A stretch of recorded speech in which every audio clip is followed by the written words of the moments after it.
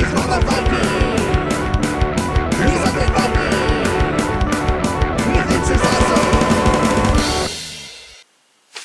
everybody, it's me, Undead Viking. I'm here with another video review for you. The game I am going to be showing you is probably one of the most unique games I have ever played. The game is called Ultimate Battle, and this is just one of the cards that comes with the game. If you were to put a gun to my head and say, give me a quick one-sentence description of the game, I would respond by saying Pictionary Deathmatch. So, what the game consists of, it is a very social game. It is a party game. It is a game to be played, well, you can play it 2 players, and as a matter of fact, just for the sake of simplicity, when I show you how to play the game, I'm just going to show like a 2-player game. But it is designed to be played with a group of friends, a group of people that are in good spirits and are willing to have lively arguments about how they're going to play their cards. I mean, not like when I say lively arguments, I know a lot of people, like, when I say that, maybe they think of the game Munchkin, where they say you're supposed to argue about the rules or whatever. This is a game of, when I show you how to play, you'll understand better, but this is a game where, you know, you play cards out, you draw something to show what you're attempting to do with the cards that you're playing, and then everybody else kind of judges what you do, and then decides as a group as to whether or not combining, say, a rocket ship with a chainsaw and an acid would work. And I know that, like, sounds like nah, like, but when I show you how it might make better sense. But the bottom line is that this game is, like I said, not only just a truly unique experience, but it is more of a social experience than it is so much a game. Yes, there is going to be a winner. Yes, technically somebody wins a battle, and and other people are, destroyed or killed or what have you. But it is not the game. Who wins the game is not nearly as important as the actual structure of the game and the actual playing of the game. So, but I'll get more into that as far as my conclusion is concerned. Let me just show you exactly how the game is played, and then we'll go and come back here, and I'll tell you exactly what I think of the game and how my group kind of just took to this like a duck to water. So, alright, so how to play Ultimate Battle. It won't take long. Please do not make fun of my artistry. But yes, okay, we'll be right back. Alright, so this is Ultimate Battle, and you're probably wondering, what am I looking at? Okay, this would be like a 2-player game, and the first thing as a 2-player game, or any number of player game, the first thing everybody does is they have to draw their hero, or draw their avatar, or whatever. And my daughter's asleep, otherwise I would have had her draw, but this is pretty close to the way my daughter draws a Pteranodon, which is her favorite. Not a dinosaur, it was a flying reptile, but her favorite extinct ancient lizard or reptile. So if I said it was a dinosaur, she would correct me immediately. So that is a Pteranodon. And of course, this would be an Undead Viking. You can tell by his horn helmet. Even though Vikings do not have horn helmets, please do not correct me, I do know that. So anyway, so you draw that, and that is just your person. Don't worry about it. It's just something fun to do, and you get to say, that's me, okay? So, each person, and this is a 2-player game, each person will get 5 of these Ultimate Battle cards. So I'm just going to 1, 2, 3, 4, 5, like that. Then 1, 2, 3, 4, 5, like that. Alright, so, and then you put the rest of them over here because after the first round of attack, defense, counterattack, defense, you again get to draw 5 more cards, and you can go like that. These are the disagreement cards. These solve any kind of argument you have over whether or not a certain attack or defense would work for a certain attack. It can also be used to determine who the first player is. So, like, if this is me and my daughter, and we didn't want to do rock, paper, scissors, we could just grab a card, and it says here, the player with the least pets wins. Well, technically, we both live together, and we both have the same number of pets, so that wouldn't work, but that's unfortunate. Let's draw another one here, and this one says, the player with the most letters in their full name wins. And I'm going to win this one because my middle name is Christopher, and that is way more letters than Ryland's middle name. And because Ryland and Lance have the same number of letters. So, take that, Ryland. I'm going to go first. So, well, the first thing you do is you take your cards and you look at them, and you're going to be using these cards to make some sort of attack. So let's see here. I got an octopus, I got a crowbar, I have a bucket, I have a cloud, and a shield. So, what I'm going to say is, and this is kind of the key, just because this makes it funnier. Let's see here. Why don't I take these three? And whatever cards you have left, those are going to be your defensive cards. So, you're going to take these three cards, and you're going to say, alright, I'm going to make an octopus who's got 8 arms, but on one arm he has a shield, and the other arm he has a crowbar. He's going to attack with that crowbar. Alright, so, and then on the cards you can see they have little descriptions like common uses. Larger crowbars are removing nails, prying apart boards and generally breaking things. A piece of metal used to protect themselves. Tentacles, mollusks, you know, so it's just things that you can see there. Now, technically, maybe I don't want to use the shield for defense, but you know what? I think I'm just going to go for looks here, and I'm going to make an octopus that has a shield and has a crowbar. All right, so you don't reveal the cards yet, so you can kind of like show people what you have. So let's see here. I'm going to be drawing upside down, which might be tough, but okay, here we go. And then that's one arm, 2 arms, 3 arms, and then the 4th arm, let's put that crowbar in there. Alright, and kind of like this, and like that. There we go. And the crowbar. And then we go 5, 6, 7, and then he's got the shield. So there we go. Put a little X on that to make it look tough. Now let's give him some eyes. Let's make him look evil. And maybe a big, unhappy grin. Ha! So there. So now I've made my octopus.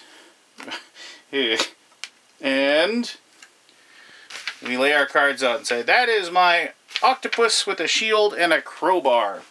What are you going to do about it? So now Ryland would then go and look at her cards. Let's see what we got here. And, let's see. Well, she has a robot. That's good. With an axe, piranha, hungry goat. Hungry goat will eat anything. It's starving. Well, so Ryland could then take this and say, well, you know what? I am going to make... well, remember she has a successful defense. She gets to do an attack. So, maybe a robotic hungry goat. Because then, maybe then, or just, you know, how about instead a hungry goat with balloons? No, I like the robotic hungry goat idea. So if she can make a robot as a hungry goat, and so the robot, the goat can't get smashed open with the crowbar, and because it's a robot, and then it's also the hungry goat's also hungry, and it can eat the octopus and the shield and whatever. Now if we get a counterattack, see, then she can have a piranha that can fly with an axe, and I think that would work pretty well. So we're gonna go ahead and make a robot and a hungry goat. This is going to be tough. So let's just try to make a goat first. I hate drawing upside down, but oh well. Let's just draw this way. So here's a leg, another leg, a little tail for the goat. Goats have tails, right? And so we go like this, and then some ears. Let's make the mouth huge for this goat because he's really hungry. Give him some teeth. And Goats have little horns too, right? There's his ear. But remember, we were making him a robot, so let's give him some antennas. And I don't know what else makes a robot. Some gears. And kind of maybe a little box of machinery in there. And maybe a weird little, because maybe it's steam-powered robot, so we'll put a little smokestack behind him like this. And so here's this big giant, well, I guess it isn't big or giant, but here we have an octopus with a crowbar and a shield, and here comes this robotic goat that will eat, robotic hungry goat that'll eat anything. And so at this point, maybe I would argue with her and I would say, no, I think the octopus would win or whatever, but obviously I think that's pretty clever of her, you know, and I would say, you're right, a robotic goat with big giant chiclet teeth could probably eat my, oh, that's not, those are the wrong cards. Could probably defend against my crowbar, and then probably eat the octopus as well. So, unfortunately, that didn't work. So, now Rylan gets to go, and she's got, remember, the piranha with the balloons and the axe. So, let's make a fish. This will be quick and easy. Alright, so let's make a fish.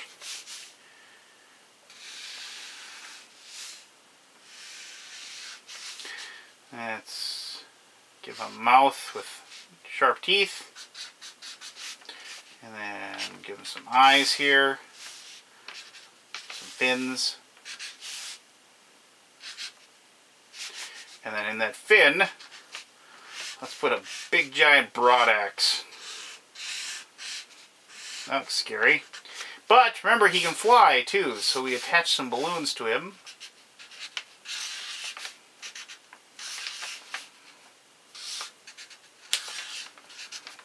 So there we go. I have, oh, let's go like this. There we go. Alright, so we have a flying fish that is going to be coming over and attacking me with an axe. So let's see, he's flying. So, oh geez. Well, I have a cloud and a bucket. Handheld with open top. Transport liquids. That just... Accumulation of frozen water particles. Oh, discharges lightning though. So I'll say that I won't even use my bucket. I'll just make a cloud. So here's my cloud. And let's make him an evil cloud.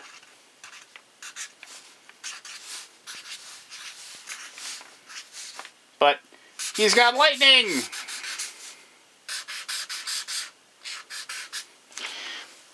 And there we go. Now I have my evil cloud, and he's going to attack he can fly, so the balloons don't work. He's got an axe, that's a lightning rod for my axe, and so I'm going to attack. Now, of course, my daughter would probably argue that the piranha could swim by me or something to attack me and defeat me. And this is like, as soon as an attack works, you lose. And so, for the sake of showing you how the game works, if we argued long and hard about it, and we couldn't decide, you draw one of these disagreement cards, and you look at it, and this just determines the winner.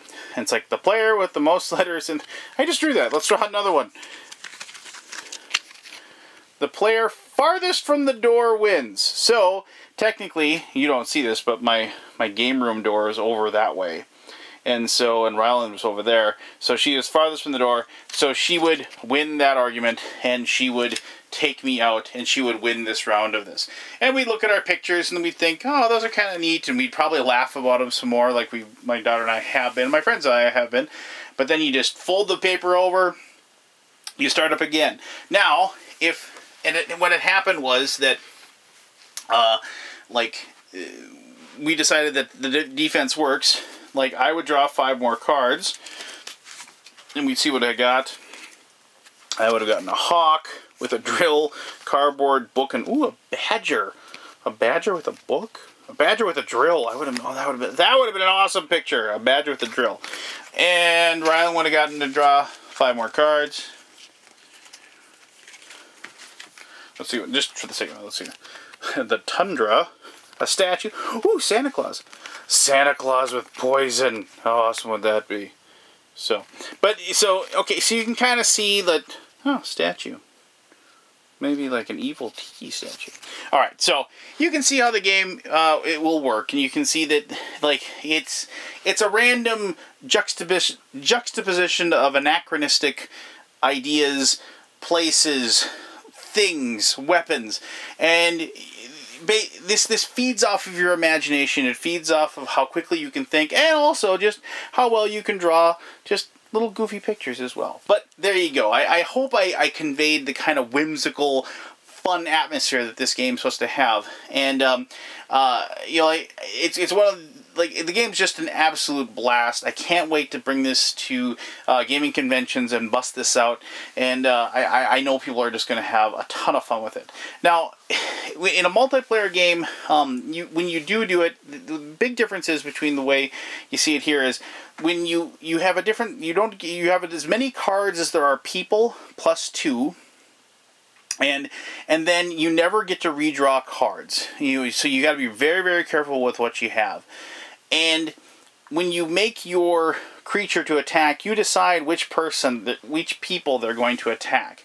You don't defend against the attacks until it's actually your turn. So you don't have a situation where, you know, you've used up all your cards before it's even your turn. You do when you get all the way back to your turn, that's when you defend against the mutant piranhas or whatever that you happen to be fighting at that time. And so you know, that's the big difference. And I mean, as much fun as I have playing this with my daughter, I'll say right now the multiplayer version is where it's at, because that's where all the arguments and the discussions and the crazy pictures start showing up. So, all right, well, let me tell you exactly why I dig Ultimate Battle, and why, if you are a fan of this kind of, if you can take your gaming not so seriously every once in a while, why I think this game will be perfect for your collection. I am a lot of things, and I tend to think there are certain things that I am good at, and then I tend to think there are certain things that I am not so good at. I would hazard a guess that being a artist has never been and never will be a strong suit for myself. But that did not prevent me from having a blast while playing Ultimate Battle. Now, I did show you a 2-player game, and my daughter and I played a 2-player game using Mom as a referee every once in a while to decide whether or not our ideas made sense. But, as I said in the introduction, this is a game to be played with 5-6 people sitting at a table, and with a big giant piece of paper that hopefully can cover the table, and that can, you know, just go to a local art store.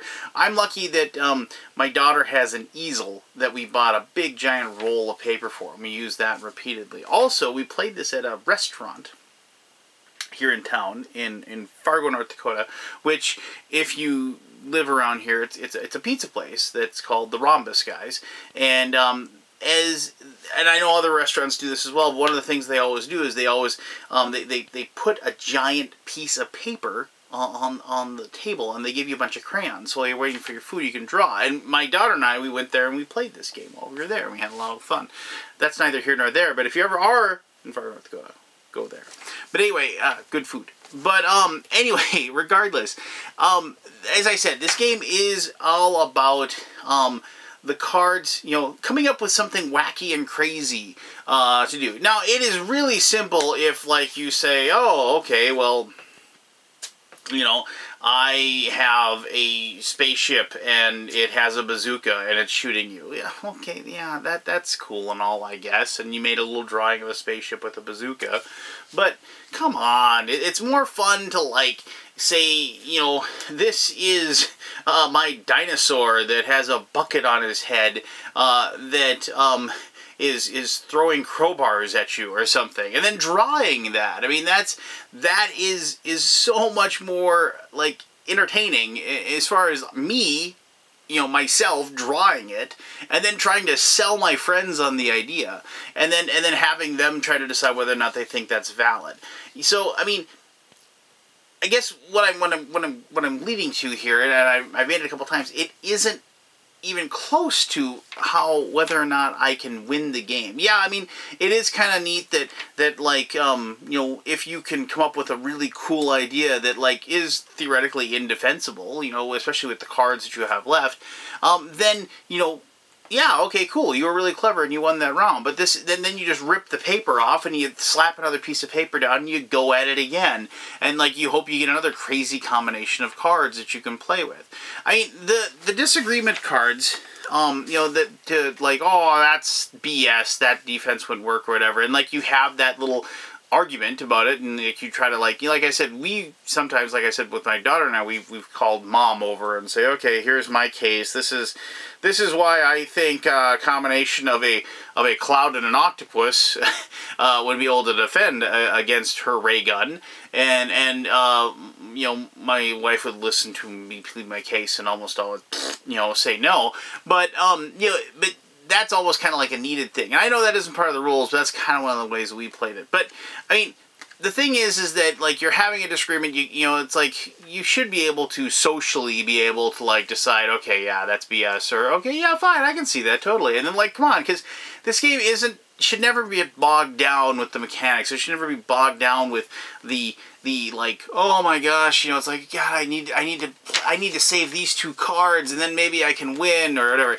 You should be like holding on to cards for the idea of, like, oh, these 2 or 3 cards will go together perfectly and that'll put me in a perfect position to win. No, you should be saving 2 or 3 cards that you think you could draw something totally hilarious on the piece of paper to impress yourself and impress other people.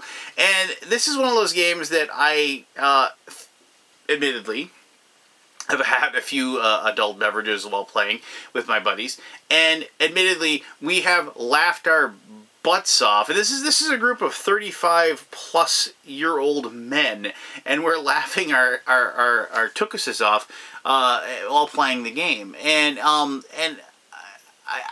appreciated the fact that, like, you know, this game kind of disarmed us and, like, took away that social, you know, reserve that you'll have, like, oh gosh, you know, I can't, like, be weird or anything. You know, admittedly, we're all kind of weird, and anyway, so it wasn't that tough. But it was cool to see people, like, let their guards down and just kind of, like, let the game kind of take over for them. But as I was saying, these cards work perfectly for what they are, because this game should never bog down into an argument over, like, whether or not this works or that works or that works or this works. It should just be like, you know what, we're not going to agree, fine, bam. The shortest player wins. That's, I'm 6'1", you're 5'10", you win. Okay, fine, whatever, move on to the next one. And it's just, and that prevents the game from becoming something that it shouldn't be, and that would be not fun. And this game is just flat out fun. I mean, I love the presentation. I love the idea of it. I love the fact that I've never even thought of a game like this, and they've come up with something that, I mean, is pretty simple, but is downright hilarious and a blast to play. So there you go. Ultimate Battle, check it out. You know, I doubt you're going to have any rules questions. I doubt you're going to have any wonderment on how to play. But if you have any questions about the game, or you have any you know, concerns or whatever, as always, just go ahead and ask, and I'll be happy to answer those to the best of my ability as soon as I see those. So, thank you as always for taking the time to watch this video. I greatly appreciate that. And until next time, this was Undead Viking telling you to have yourself one heck of an awesome day. All right, bye-bye.